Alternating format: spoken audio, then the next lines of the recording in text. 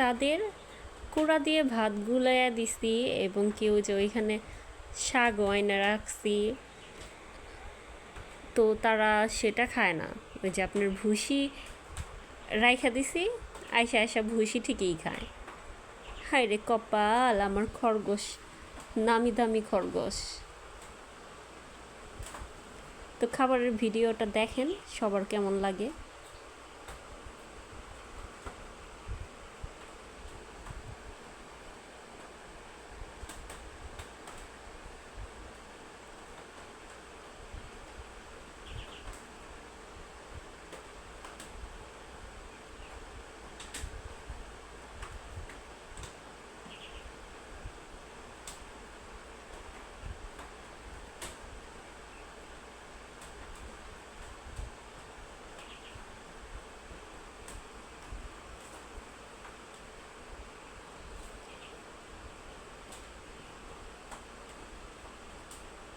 মন মতলবী। সবাই ভালো থাকবেন, সুস্থ থাকবেন।